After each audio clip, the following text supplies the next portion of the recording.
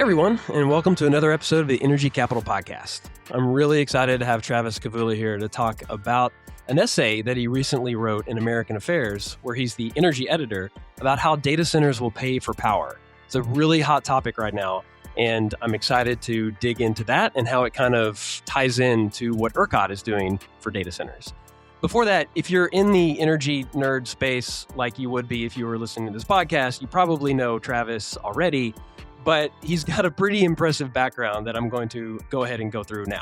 So Travis went straight from Harvard to the University of Cambridge, which I found funny that you went from one Cambridge to another, I guess. I guess that was easy for postcard, you're going from Massachusetts to the UK, but still. The imitator to the original. Fair enough. Should I call this New Cambridge? But that's not a thing. That's not what we call those. Anyways. After that, you spent some time in the media with National Review and some freelance work in the UK, East Africa, and the US.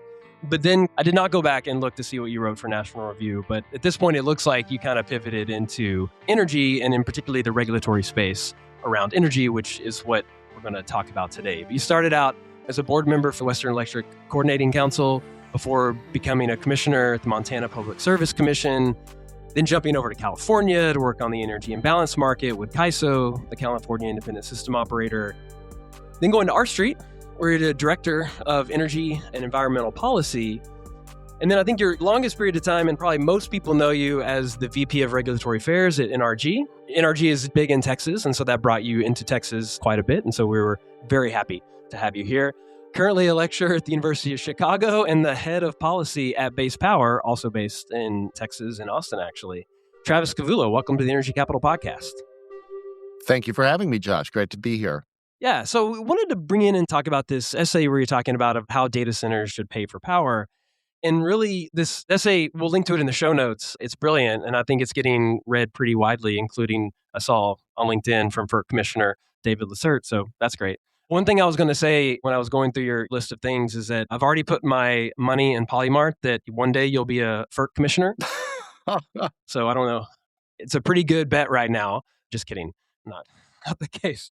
But at least your work's getting read by them, so that's great. So, and I'll go ahead and try to lay out the premise of your essay, and you can tell me where I get this wrong. But essentially, it's like that the U.S. should stop treating hyperscale data centers demand as just another load class to be included inside traditional utility rate making, with the core idea that scarce grid access should be explicitly allocated and priced, and new data center load should pay its incremental cost, and that new generation, the bring your own generation, should be essentially required other than socialized through the utility rates.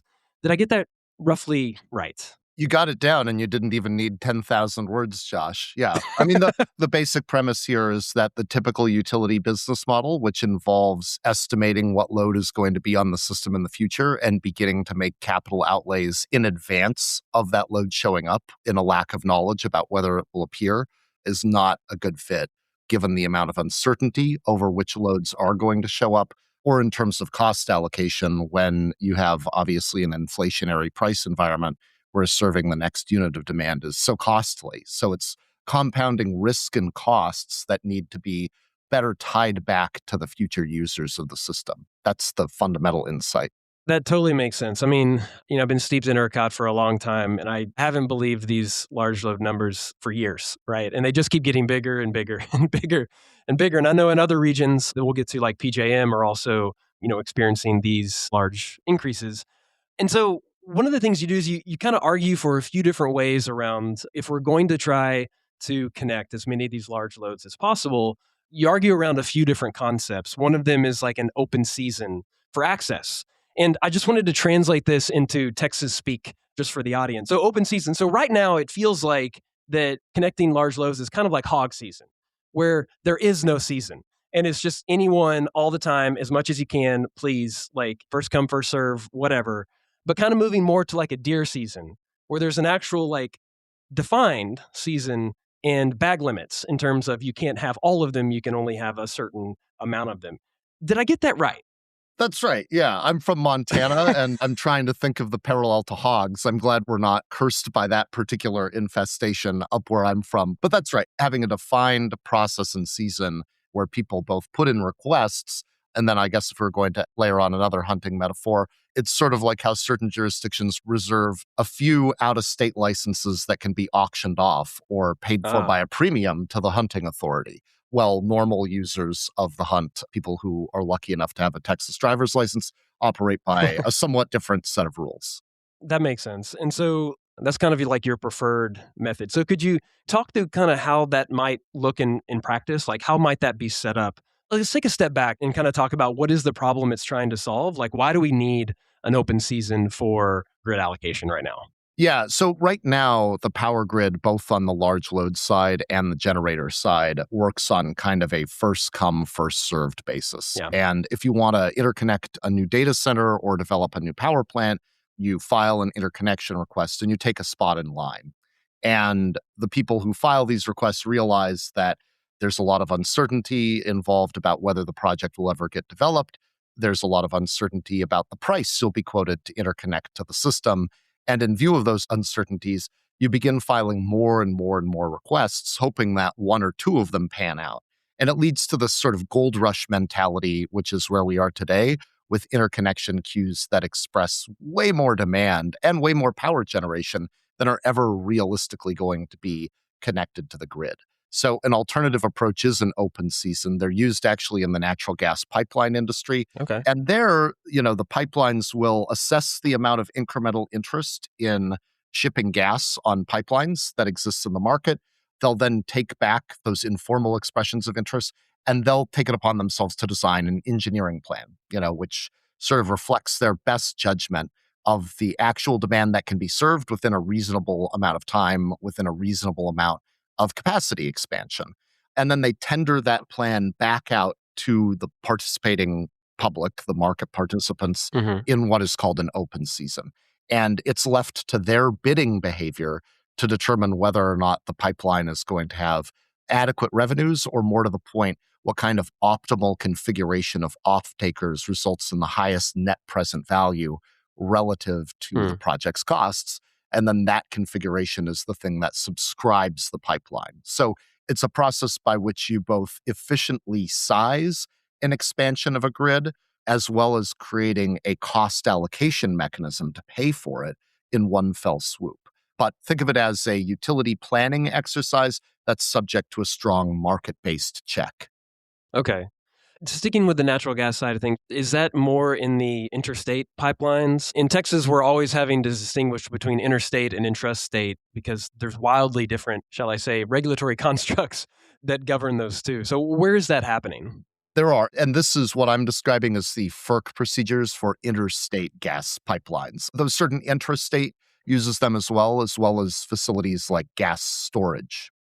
Okay, so in your ideal design for an open season, for the electricity sector, can you tell me what is the actual unit that is being sold or auctioned? Like what is interconnection priority, withdrawal rights, substation capacity, transmission upgrade rights? What is the actual thing that would be auctioned off here? Here, what I have in mind and subject to permutations would be a Sure. denominated quantity of withdrawal that you would be able to say, listen, I participated in this open season, and as a result of my successful bid, I have the ability to withdraw 400 megawatts of power at or about this location. But it ties closely together to the concept of interconnection priority as well, because with an optimal plan in mind, it becomes the sort of engineering and construction plan basis on which the utility proceeds. And an important part of the economic logic is defining the likely timing of utility infrastructure's construction in order to facilitate the bidding process. Okay. There's a lot of parallels here to kind of the ERCOT batch zero process and other types of things, which I'm hoping to get to a little bit later, although there's differences here. I just want to put a mental pin in that to come back. Because there's like roughly four mechanisms that you talked about. So there's open season, kind of an auction-based process. It sounds like a point of interconnection size, right? Yeah. He's like, I can take this much. Maybe I can also push that much. I don't know. There's permutations, like you said. The second, I don't know if it's second best or if there's really an order, but like the data centers would front capital to build this stuff. But utilities might be resistant against that. Why would that be the case? Yeah, so you're right. The second one I proposed in the essay, the second approach to paying for incremental grid costs is just a data center which knows enough to flash a wallet to raise their hand and say, listen, utility, you've studied my interconnection. You've estimated it'll be these three facilities that need to be constructed at a cost of $300 million. We, the data center, and maybe even you, the utility, think there are probably some spillover benefits to other customers of Hmm. the grid by virtue of you constructing those. But nevertheless, we're just going to offer to prepay that amount of money. And, utilities don't like this candidly because the utility business model since the industry's inception in the United States, at least, has been really a spend more, make more type of business model. I mean, we're all familiar with the fact that T&D utilities are, legally instituted monopolies, but that's sort of a short way of expressing what they really have and really want a monopoly on, which is the opportunity to invest capital in their system to the exclusion of others. Hmm. Because it is those capital expenditure opportunities that create the so-called rate base on which utilities earn a return. And if you have customers prepaying for capital expenditures the utility would make, that actually erodes their opportunities for earnings growth, which for them is a bad thing. I mean, any other business in the American economy would be tickled pink at their customers saying to them, listen, we just want you to write a check right now to pay for all of the capital needs that you're going to incur to serve us. But in the bizarro world of utility incentives, that incentive is exactly the opposite in utilities. So in order to make this work politically, it might not be, even though it is sort of the first best in terms of protecting other customers, I would say it may be necessary to continue to allow utilities to have that investment opportunity, nevertheless measure the discrete incremental costs and then convert those costs into some kind of data center specific facility charge that they would pay as well. So I note, there's a proposal that Microsoft put in front of the Public Utilities Commission of Nevada that kind of closely tracks this idea. It just coincidentally kind of came out the week after I wrote my essay, but Okay. I think those guys have sort of an inspired approach. The trade-off here is that in an open season, in a data center rich environment like ERCOT, you would be able to actually plan efficiencies and economies of scale around infrastructure build. So the prepayment approach probably makes more sense in jurisdictions like Nevada, where it's in all likelihood Sure. onesie, twosie ad hoc stuff, as opposed to larger utility systems that are seeing a ton of data center development and which should be planned for more jointly. Yeah. And this is probably going to show my ignorance when it comes to more kind of regulated entities. One of the things that popped into my head is like in this kind of fronting capital, that if the utility wants to spend CapEx because it make a regulated rate of return, and that's what they're going after, I mean, could the data center offer like a 0% loan to them such that then they could spend the money, get the regulated rate of return, and then does that math even math? Well, usually, I mean, the issue, right, is that these are cost of service regulated industries. Okay. And usually, if the utility accesses a loan at a particular stated interest rate, then the regulator will use that for the purposes of rate making. Ah, I okay. mean, the utility, if it is going to invest its capital, should raise capital in a economically efficient way and try to tie off the cost and risk of that financing facility to the particular customer it's spending on behalf of. But all of this conversation ties back to the kind of Looney Tunes way we regulate the utility industry in this country, which is cost of service, which spawns a bunch of weird incentives, including this one. You already mentioned the Microsoft deal, which I assume they were inspired by your essay since it came out after. But in my head, that was more around like kind of the third thing, the transmission service agreement. I was actually having a little bit of difficulty kind of pulling these two apart. So, like, what's the difference in the fronting capital versus like the third argument there, the transmission service agreement? I know you've been critical of a bunch of them, but maybe there's one or two that are popping up that look all right to you. Yeah, so the transmission security agreement is something that utilities in the eastern United States have been prolifically using. And basically, there, it's a way to get data centers to pay up big table stakes before they're interconnected to the grid. So it does, like the other two, it eliminates some of the gold rush that has occurred on load interconnection queue. Its big failing, I think, is that TSAs to date have all been based on the kind of backward looking average embedded transmission rate. Hmm. And so let's imagine that I build a data center on an electrically robust brownfield, maybe where a big industry has, retired a manufacturing plant, and which may not need a lot of capital upgrades to the transmission system. I mean, it's, 500 megawatt data center. And then imagine I build the same 500 megawatt data center in a greenfield that requires hundreds and hundreds of millions of dollars of utility infrastructure spending to accommodate. Under a TSA arrangement, I would be quoted the same take or pay collateral requirement for either of those projects. It's tied, in other words, to the size of my project and not to the actual incremental cost to the utility to serve that project. So it fulfills one ambition, which is winnowing out kind of wheat from the chaff, Yeah. but it fails to send an efficient price signal.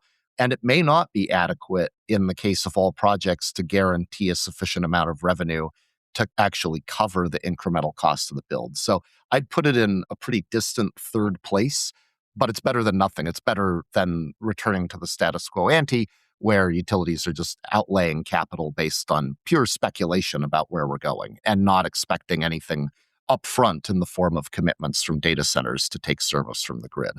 No, that makes sense. I mean, I've historically, when I was looking in other areas, I think, correct me if I'm wrong, one of the first take or pay kind of contracts, it's kind of similar here, I think, was in Ohio around data centers.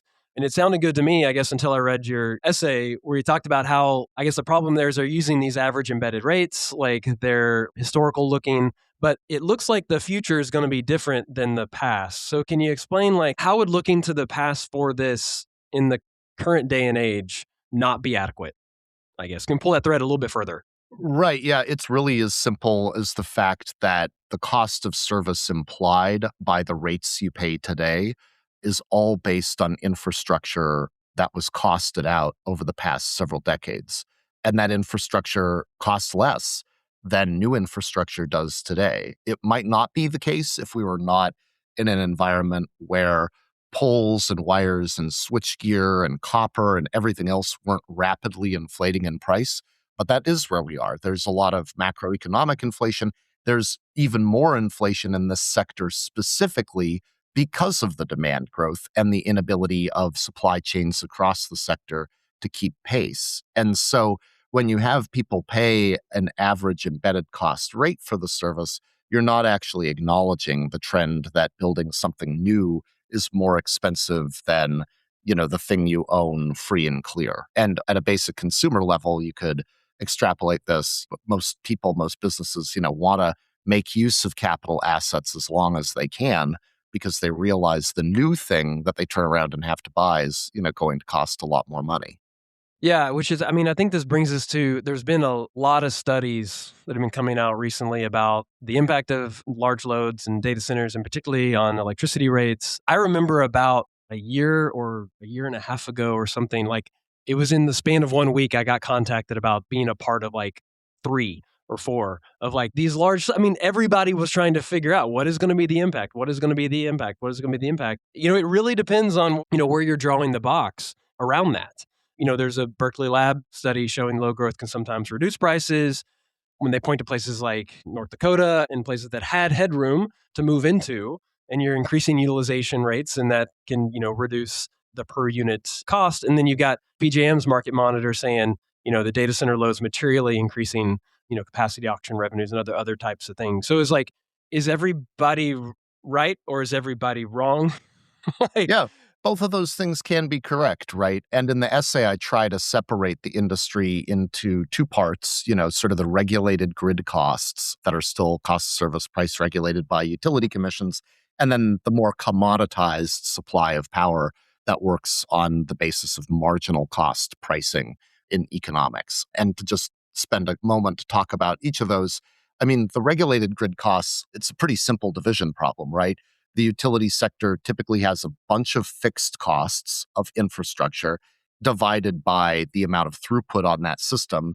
And that division problem spits out a quotient, which is the rate that you pay. Right. Now, if you have a lot of headroom in a system and you can fit additional volumes into the denominator without triggering a growth in the fixed cost numerator, then rates will go down, Right. right? And that's exactly what happened in North Dakota in that Lawrence Berkeley lab study, which is really good. But you need the conditions present that allowed that to happen in North Dakota, which had been overbuilt infrastructure from a previous oil boom. Yeah. And so you could end up fitting a lot of megawatts, a lot of new megawatts under the hood of that earlier vintage capital spending. And meanwhile, on the commodity side for power generation, it is what the market monitor in PJM says, which is that if demand rises more quickly than supply, then the kind of classic curves of where the supply and demand intercept point occurs is going to shift to the right. It's going to end up using more expensive supply in order to furnish power to the grid. And in commodity markets, and specifically in electricity markets that are governed by sort of a logic of uniform clearing price, that last megawatt needed, the most expensive megawatt needed to serve incremental supply, is the thing that the price equilibrates around. And that's the same in gasoline, in eggs, in other commodities. And so until supply catches up with demand, you end up exposing everyone to higher priced supply costs on the commodity side, which gets into the other recommendation of the paper, which is bring your own generation, a requirement basically that new loads furnish additional capacity to try to reestablish the equilibrium in the commodity market. Yeah, so I want to get to BYOG here in a second. There's a couple, I want to camp out here for just another question or two. One of the strongest official critique of the current TSAs, maybe that Commissioner Judy Chang's warning that ComEd's agreements can still roll these transmission upgrade costs into formula rates for everyone else.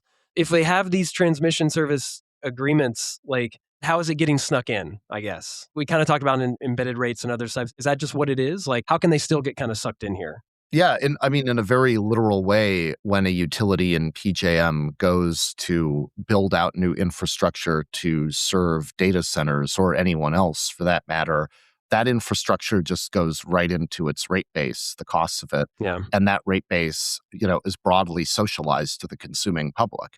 And utilities that have adopted TSAs are simply hoping that the incremental revenue pledged, but based on the kind of socialized average rate from a new data center will be adequate to defray the cost and the risk of the incremental capital spending. And the record that Commissioner Chang is sort of referring to out of Commonwealth Edison, Illinois' large load tariff contains a lot of data that suggests that half of data center projects probably impose incremental cost requirements that well exceed the revenue that's pledged out of a TSA. And half of the projects actually are located in places where the utility wouldn't have to build out as much incremental infrastructure. And there, the TSA probably over collateralizes the obligation from the data center. Whereas a TSA or a prepayment arrangement that was predicated on tying off the incremental cost of capital spending to particular data centers is a more elegant way of dealing with this particular problem. You also mentioned Virginia's Dominion structure. Like, you kind of criticize it for using kind of these embedded cost issues. Like, is there anything different between, ComEd and what's going on in Dominion? It's very similar, and the one difference is that Dominion is not a fully restructured utility like ComEd is. ComEd doesn't have a role in furnishing supply to customers. So Dominion has taken the TSA idea and tried to extend it to power generation. Oh. And basically says, listen, there's going to be a take or pay arrangement where data centers at 60% minimum of their contracted load has to furnish revenue associated with the prevailing generation rate that we charge all of our customers. And that actually is even more problematic than doing it on the transmission side, I think, because candidly, it would be easier to tie off incremental capital additions on the supply side to incremental causers of the cost. There's one other thing that is a real bother about Dominion, and I talk about it extensively in the essay, but I won't get into it here. Virginia is an interesting market in the sense that it has some degree of retail competition where large users of the system can select a third-party provider to provide them power. Yeah. In what Dominion has proposed, and the Virginia Commission approved it, any customer taking service in the Dominion service territory would have to pay this toll to them for generation costs. Even if you're being provided power capacity and supply by a completely different third party, you would also have to pay this VIG to Dominion. So, ironically, in the name of customer protection, they've actually used it as an opportunity to remonopolize their system. And they're basically saying, hey, in the name of consumer protection, we're going to be the ones to serve every megawatt hour of demand needs related to the data center. Whereas, ironically, the easier way to protect consumers would be to insist that third party suppliers who don't have a captive ratepayer base to backstop their business deals instead would be the people serving them. So again, it's topsy-turvy in Virginia and Dominion, and I don't think they've landed in a particularly good place, despite many advertisements to the contrary. Okay. So that kind of brings us, we've been dancing around BYOG, bring your own generation here for a little bit. That's the fourth thing you kind of bring up in the essay. Tell me what you mean by bring your own generation. I mean, maybe it seems obvious, but tell me what you mean by it. And then why is it not possible currently in a lot of places? Yeah, it really is pretty straightforward. If I'm a 100 megawatt firm demand in a new data center, I should be furnishing the system with 100 megawatts of capacity that has energy production roughly matched to my load factor or consumption of energy. And my doing that both promotes investment in generation in a time of uncertainty around generation investment opportunities, Mm-hmm. and it also reestablishes that equilibrium we were talking about. And, this ordinarily is one of those things that would not be a good idea. We would expect and want commodities to trade in a homogeneous way, in an undifferentiated way. But I think circumstances have kind of overcome that moment. And you can look to the PJM market, which operates the capacity market, where, the cost of new entry clearly exceeds the price cap now in the capacity market. And so the design of that market has made it a foregone conclusion that new capacity is going to have to be added to the system if it is needed through something other than this normal market. Not that the capacity market is particularly normal, but that kind of all signs then point in the direction of bring your own generation, bring your own capacity, call it what you will, in order to solve that problem. Again, this is going to be a bit dangerous. I'm always down in, steeped in Texas. And so getting into, more regulated areas is always dangerous for me. But in a monopoly supplied state, what's the minimum legal reform needed for that? In my head, my brilliant idea was, what if we just do a reverse PERPA, right? Whereas if you can, generators of a certain size or a certain size or below, if they can come in below the utility's cost of service, the utility has to buy the power from them. If a third party generator could come in at lower than the cost of the utility, what if the data center could take that power instead? It's kind of a reverse concept. Does that even make any sense whatsoever? Yeah, I'd have to think about that one more, Josh. It's an interesting idea, and utilities, vertically integrated utilities, should be open to third-party procurements, especially if those third parties end up bearing, the development risk and the risk of their projects, being in or out of the money relative to the market. I would say what I'm proposing here is almost more simple, which is in a majority of states today, I, as a customer, am literally forbidden from buying power generation from a third-party supplier. I have to go through the utility, and that utility will tend to serve me out of sort of an undifferentiated system of power generation assets at these sort of average embedded cost rates. So a way of getting it right for new large loads is not only to expect them to kind of offset the incremental costs of generation to supply them, but require them to do so. And it is probably simplest, or if not simplest, then at least sort of the most attractive on a policy basis, to have some kind of modest opening of retail competition Yeah. in some of those states to facilitate that happening. And there have been a couple states kind of dipping their toes in that water lately. Yeah, and I mean, I want to ask about Utah and West Virginia. I know there are some states that they may not have full retail competition for every single rate class, but some have for commercial, not residential, other places like that. And so maybe there are some avenues there. But it does seem like there are some cracks kind of forming in that towards the BYOG. Utah is allowing large loads to contract with large scale generation providers. West Virginia, just next to Virginia, has some microgrid, which is kind of funny to call these data centers microgrids because, they're the size of some macro grids.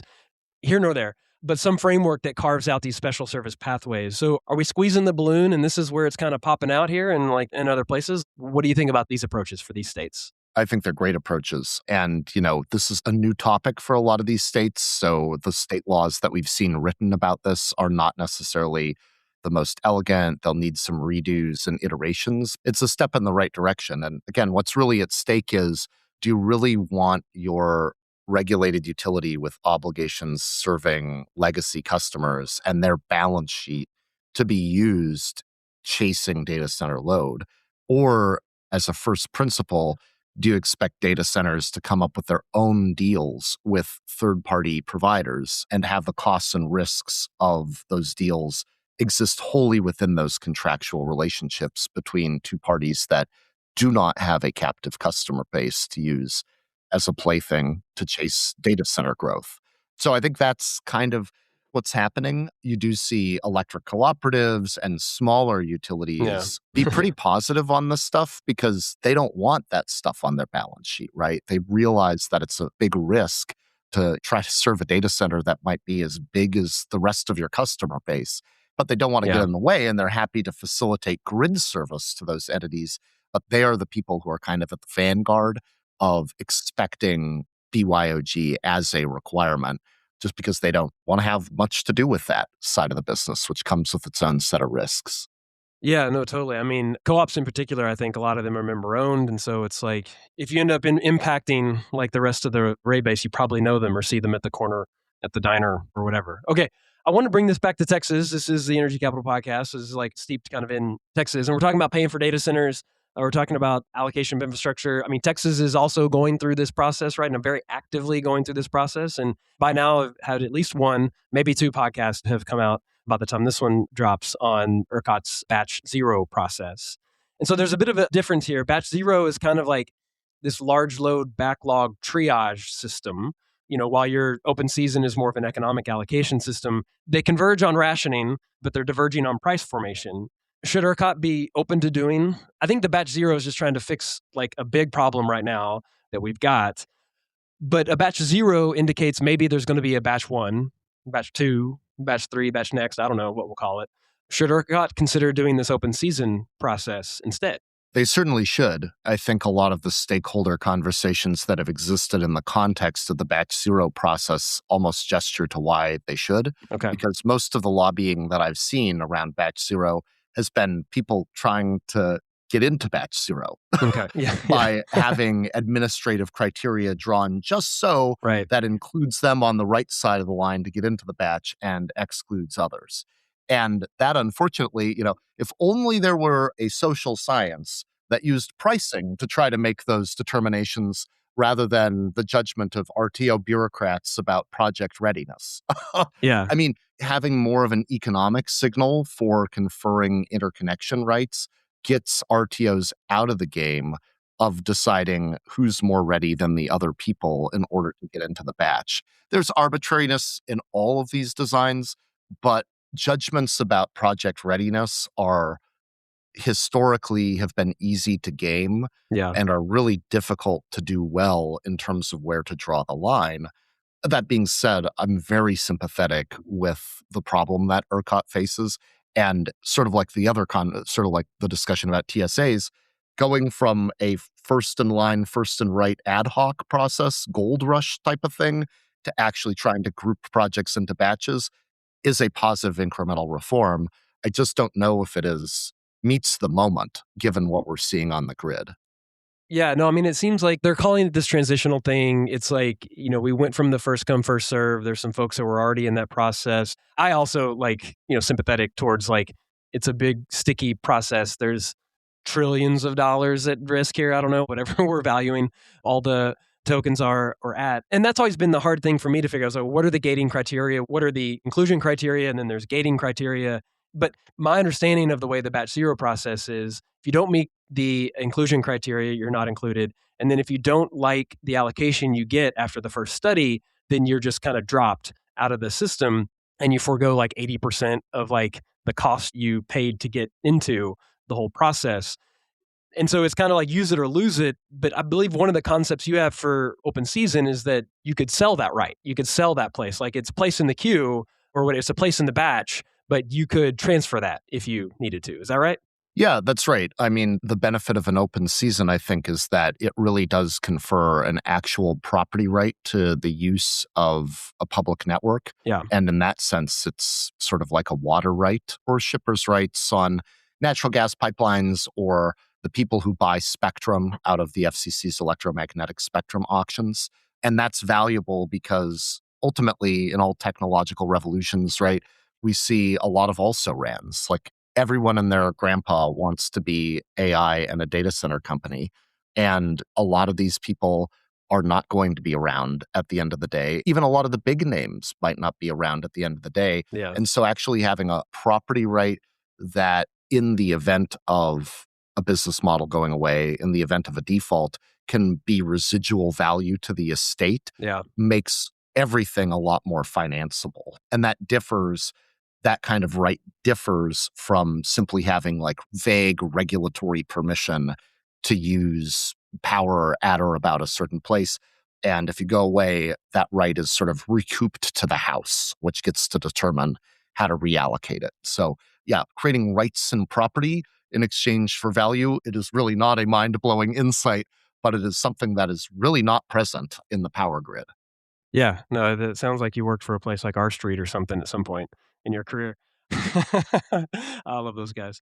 I mean, one of the things also that ERCOT is trying to do is like increase flexibility for data centers by offering a couple different approaches. And ERCOT is doing this, they're kind of borrowing from two approaches they already have. They've got this provisional controllable load resource that says, okay, we'll give you a certain amount of point of interconnection. And if the grid can support it, we'll let you take more. But from time to time, we're going to enforce your point of interconnection. So maybe, your point of interconnection is 200. When the grid's not stressed, you can go up to 400. But when we tell you to go back to 200, you better go back to 200. And that's controlling the load. And then there's also kind of this, they're calling it the BYOG SFL, like self-limiting feature. I don't know, the acronyms are killing me here. There's two approaches that basically enforce like a point of interconnection limit. And then there's a couple different ways of dealing with it. One, you can have your own generation behind there to keep your computers running or keep your GPUs running, or, you can turn them down. You talked about flexibility also in your essay. Is ERCOT ahead on these processes? Like, would these fit well elsewhere too? Yeah, they would. And a real credit to ERCOT for considering these. And we've seen similar developments in how FERC resolved a dispute between Amazon and Talon for the co-location of resources, though the policy implications are broader than that, as well as in the Southwest Power Pool. But yeah, the bottom line is if you are not demanding firm service from the grid, then what that really means is that you are not necessarily imposing the same incremental capital expenditure costs on the grid. You're especially not doing that, if you're bringing adequate generation to kind of net out your impact onto the grid at a particular location.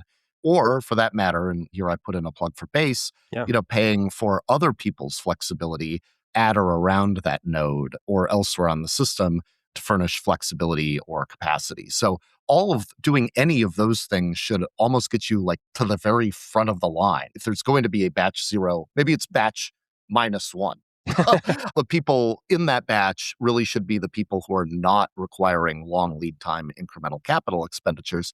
And really, the regulators and RTOs looking at this issue deserve some credit for thinking about that as a speed to power solution. Yeah. And also to the degree it is tied back to the purchase of battery aggregations or bringing on a new gas power plant, even in a restructured market, conditioning the get for speed to power interconnection on the give of bringing new generation capacity that usually would not be considered in tandem with a new large load for the purposes of grid interconnection is a really positive step. And if people read the whole essay, they can kind of see in the economic logic of the open season how I've tried to make sure that people who are flexible Yeah. get good treatment under these systems, even if the system is intended to resolve in favor of incremental capital expenditures and the assignment to those costs. Yeah, no, I mean, I think flexibility is key. The more flexible things are, the more megawatts that can get onto the system, they'll be operating more of the time, right? Which can help the utilization factors and other stuff of infrastructure to try to drive that stuff down. You brought up the Amazon Talon thing. I was going to say a couple of years ago, I was also in a room with some big generator developers who were talking about, a data center wanting to take, one of their units off the system, and they were getting pushback from regulators. And they're like, well, maybe we'll do it flexibly, but the data center doesn't want to be flexible. And I was like, well, does the data center have to be flexible? Can you get that flexibility elsewhere? Does it maybe close by? So I was going to say, does that BYOG have to be on site, or can that? Yeah, it should not have to be on site. In fact, I understand why the co-location debate has occurred, but Yeah. it's weird to expect these customers who have the highest value of lost load of seemingly any customer on the planet to be the ones from whom we're sourcing power interruptions. Like, that doesn't make a lot of sense. There should, once again, be a market for this, and they should be able to pay other people to be flexible on their behalf. And the same thing goes for co-located generators. Typically, there are a lot of good reasons why you would not want your load tied into all of the weird outages and contingencies that happen in power generators, which are finicky machines. Yeah. And so being able to kind of broadly source your supply, even while expecting to pay incremental cost associated with new sources of that flexibility or capacity, is kind of a North Star that we need to live by. Yeah. I mean, I think that's one of the great things about the way that Base does things too, is like, okay, if you're going to interconnect a lot of things and you can move a lot of little things to look like a big thing, that can be useful. And you've already basically got the interconnection at every single house or commercial business, whatever it is. Maybe we can move faster there. And you're doing great things in the ADR, in the ERCOT programs.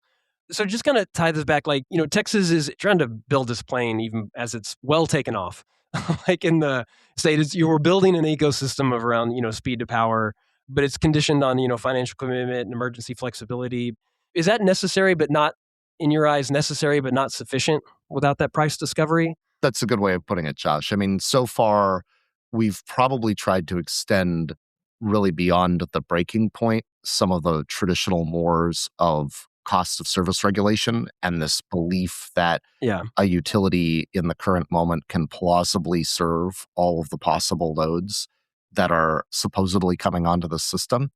And if we really want to get serious about speed to power and efficiently integrating compute onto the system, there does need to be some price discovery for those loads that are kind of the highest value, the most flexible, the ones that are able to be built and served by the grid in the fastest possible timeline.